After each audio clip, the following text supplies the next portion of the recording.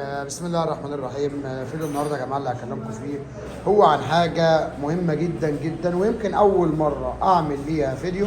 طبعا انت سالت كتير وبرد على السؤال ده، وانا بقول التعليمات الصحيحه اللي احنا نعملها لو هنسيب المكنه لفتره طويله او هنركن الموتوسيكل لفتره طويله. طبعا في ناس كتير يا جماعه بتركن الموتوسيكلات بالسنه او بالاثنين وبيسيبوا الموتوسيكل بدون التعليمات اللي احنا هنقول عليها، وايه اضرار عدم التعليمات اللي احنا هنقول عليها. ان الضرر يا جماعه بيكون كبير جدا، ممكن يؤدي معايا لتلف حاجات كتير نفس ما هنشوف مع بعض دلوقتي. انت طبعا ركنت الموتوسيكل لفتره طويله، لازم تعليمات تمشي عليها، ولازم تسال وتعرف لما اركن الموتوسيكل ايه اللي انا ممكن اخد الخطوات اللي انا اقدر اعملها بحيث ان انا ما اضرش الموتوسيكل، واقدر بعد سنه او اتنين ارجع الاقي الموتوسيكل زي ما هو. النهارده هنشرح مع بعض ازاي ان احنا نحافظ على الموتوسيكل بطريقه كويسه، بس بعد ما نشوف اللي احنا هنشوفه مع بعض دلوقتي، والضرر اللي حصل للموتوسيكل اللي هو اتركن سنه ونص ادى طبعا للاضرار الكبيره جدا اللي احنا هنشوفها مع بعض. نفتح هنا يا جماعه غطا التانك، نبص هنا في قلب التانك من جوه يا جماعه، ونشوف كميه الصدى والبرومه اللي مسك فيها التانك، اللي مسكت فيه التانك من الداخل. طيب ده بسبب لان التانك اللي جه لما ركن الموتوسيكل ركنه الفتره الطويله دي ما مونش الموتوسيكل يا جماعه للاخر.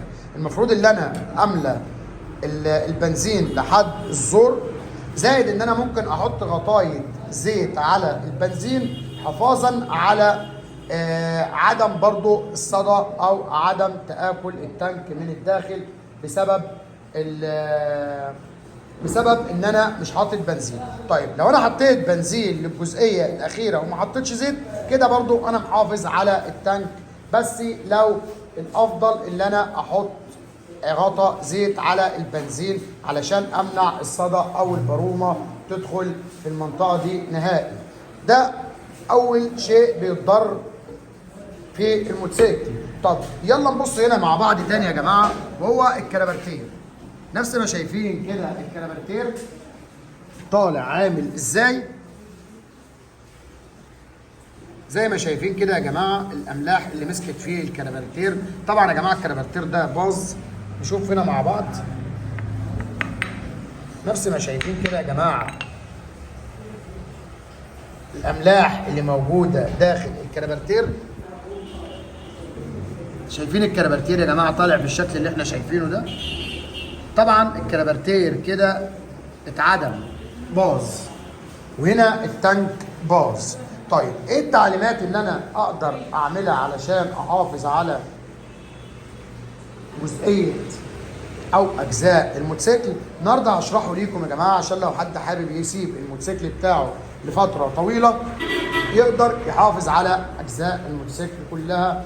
لو لفتره طويله قوي هقدر اقول لك تعمل ايه، ولو لفتره زمنيه زي سنه هقدر برضو اقول لك تعمل ايه. التانك ده زي ما قلنا اللي احنا نملى التانك على الاخر، نحمل الموتوسيكل على خشبتين يا جماعه، ونخلي العجلتين مرفوعين على الارض، عشان ده مع الوقت الكاوتش بيضرب سلك بسبب لان الموتوسيكل بيكون محمل على الفرده الخلفيه او الفرده الاماميه، فبالتالي لازم ان انا احمل الموتوسيكل على خشبتين تحت الحماله بحيث ان انا ارفع الموتوسيكل. طيب تاني حاجه، ما اسيبش يا جماعه الزيت في البايب، هسيب الزيت زي ما هو، هسيب البنزين، هفول التانك على الاخر. طيب ده جزئين او اكتر حاجتين بينضرهم، هي الموتور جزء الزيت وجزء البنزين. طيب الاجزاء التانيه زي الصدى، لو مكان يا جماعه فيه رطوبه هجيب علبه شحم وهلبس كيس بلاستيك في ايديا، وبعد كده همسك علبه الشحم وادهن المكنه كلها او اجزاء المكنه كلها. ده طبعا للحفاظ على عدم الصدى وعدم وثوق الرطوبه داخل اجزاء الشاسيه ويحصل معايا صدى، لان زي ما قلت ان انا لو هركن الموتوسيكل لفتره طويله جدا ما يتعادل السنه او الاثنين او الثلاثه هقدر اعمل الشحم. لكن لو الموضوع بيستدرك معايا زي 6 شهور او 7 شهور او تقريبا نقدر نمشيها سنه. ممكن ما نستخدمش الشحن اللي احنا هنشحن بيه اجزاء المحرك كله. اسباب بسم الله الرحمن الرحيم. اللي انا اعمل احط الشحن على اجزاء البايك بالكامل بحيث ان انا اقدر احافظ عليه زي ما قلت من البرومه ومن الاجزاء دي. طيب بالنسبه للبطاريه، البطاريه يا جماعه في الفتره اللي هتتساب طبعا البطاريه كده كده هتبوظ، لان البطاريه اقصى حاجه ليها 5 شهور، بعد كده البطاريه بتبوظ. طيب اتصرف ازاي في البطاريه؟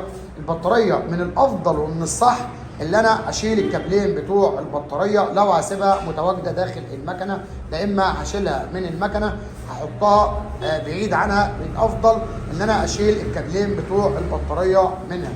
طيب حل افضل من كل ده، وده طبعا الحل الافضل والاحسن على الاطلاق، اللي هو ان انا لو سايب المحرك، لو سايب البايك في مكان زي مكان عيله، او سايب الموتوسيكل اخواتي الجدعان، او ممكن برضو اللي انت تسيب المفتاح للجماعه عندك، ان انت ممكن هيتحط المفتاح وبعد كده هتدور الموتوسيكل كل 10 ايام 10 دقائق بس.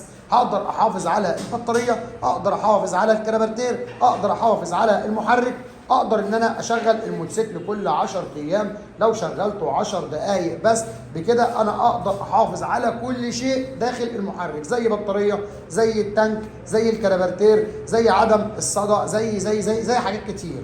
طيب يبقى الافضل اللي انا قلته كده. طيب لو مش متواجد حد يعمل معايا الكلام ده في البيت، يبقى انا اللي انا اسيب الموتوسيكل واعمل وامشي على التعليمات. تفويل التانك يا جماعه بالزور، الزيت زي ما هو، فصل كابل البطاريه، عدم يا جماعه ما ينفعش يا جماعه ان انا احط شيل البنزين من التانك نهائي، لان البرومه هتمسك فيه نفس ما احنا شايفين كده، والكربرتير هيمسك فيه الاملاح، لان التانك ده كان متفضي منه البنزين نهائي. طبعا البنزين برضو لما هو كان متواجد في الكربرتير البنزين الصلاحيه بتاعته انتهت، فابتدى يطير، فابتدى اللي هو يتآكل من الرطوبه ومن عوامل الجو، فبالتالي تآكل من الكربرتير وادى معايا الاملاح. طيب لو في بنزين داخل الكربرتير هيفضل موجود زي ما هو، مفيش اي مشكله. قفل حنفيه البنزين يا جماعه ممكن اقفلها او ما اقفلهاش، ده مش هيضر كتير. يعني ممكن اقفل حنفيه البنزين وممكن افتح حنفيه البنزين واسيب البنزين يا جماعه اللي موجود داخل الكربرتير، لان برضه الموتوسيكل ده اتصفى منه البنزين من الكربرتير واتصفى منه البنزين من التانك، وده طبعا اكبر ضرر واكبر يؤدي معايا للمشاكل اللي احنا قلناها. يبقى دي تعليمات ان انا لو انا هسافر احافظ على الموتوسيكل ازاي. وبكده يا جماعه ده كان فيديو النهارده ليكم، ولو عجبكم الفيديو ما تنساش الاشتراك واللايك وتفعيل الجرس.